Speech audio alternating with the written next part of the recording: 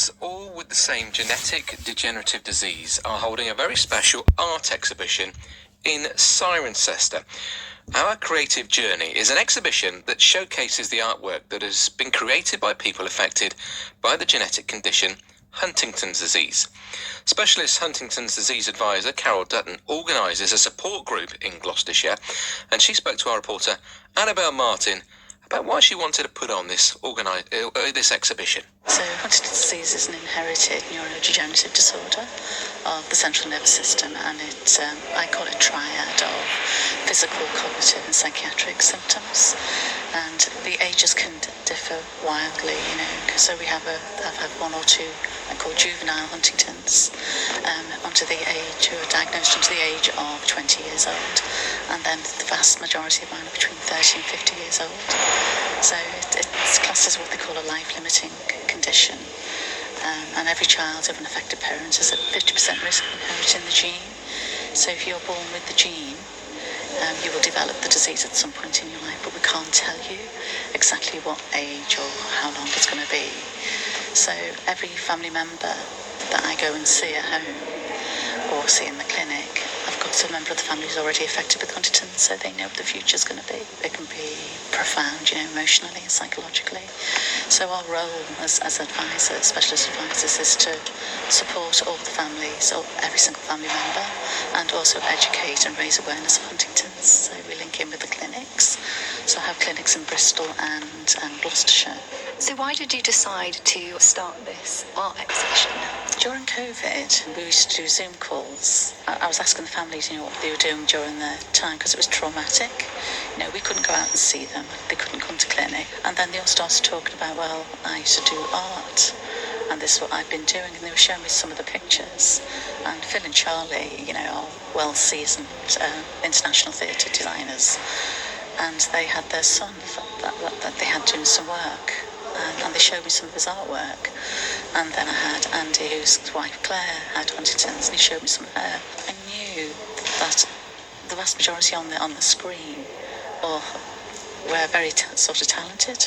I'm Phil Daniels, and I'm one of Spencer's Cusick Smith's dads. We've been involved, obviously, through Spencer's diagnosis of Huntington's disease. His condition has slowly worsened. We didn't really know anything more about Huntington's disease other than his mum had it, so it's a genetic disorder. And so we contacted the Huntington's Disease Association, and we met Carol, who is their representative, and she really guided us through absolutely everything. Spencer's got a high count, so he's actually early onset, so he's 41 now.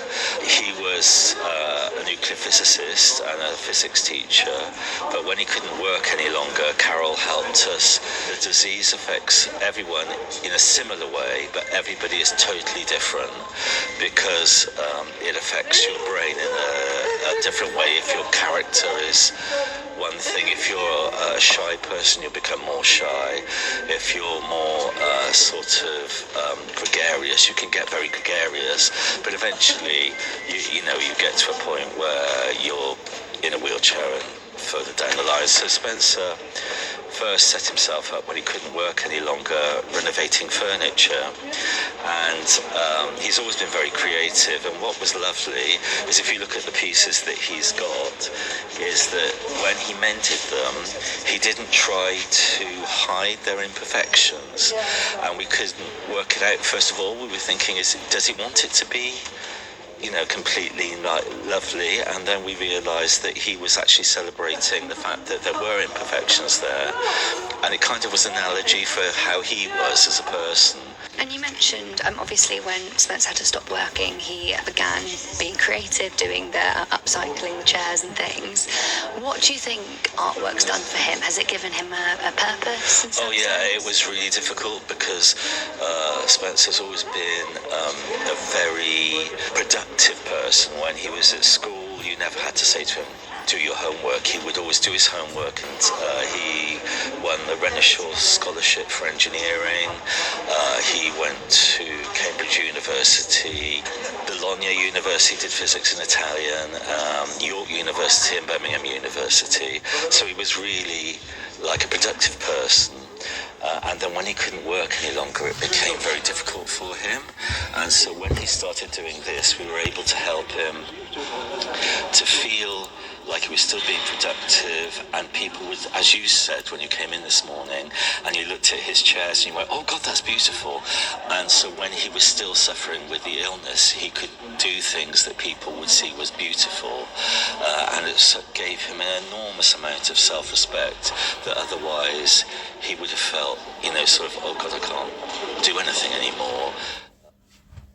Really interesting, isn't it? Hearing the story behind these pieces of art and the power of art as well, and the impact that it's having on the lives of those that are affected by Huntington's disease. We'll find out a bit more about this exhibition. If you want to go along, incidentally, it's running through until this Saturday at St John Baptist Church in Cirencester. More details on the way.